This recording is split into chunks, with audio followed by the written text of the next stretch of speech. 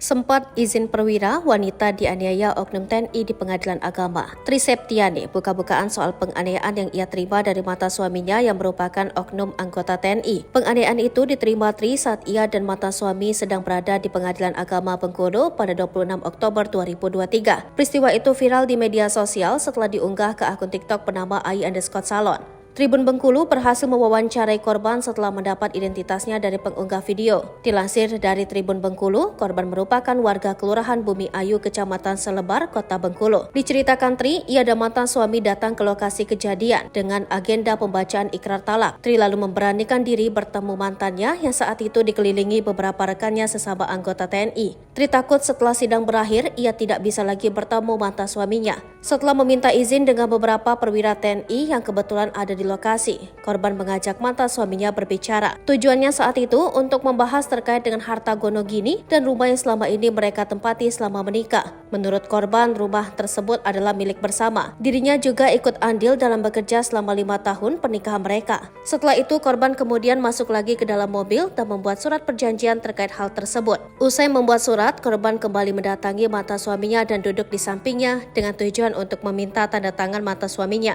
Namun ternyata surat tersebut ditepis oleh mantan suami korban dan surat tersebut langsung diambil dan dirobeknya. Setelah itu terjadilah cekcok mulut antara korban dan sang mantan suami. Mantan suami naik pitam dan memukul tangan sebelah kiri korban. Ia lalu meninggalkan korban masuk ke dalam gedung Pengadilan Agama Bengkulu. Setelah kembali lagi ke dalam mobil, tangan kiri korban makin lama makin bengkak.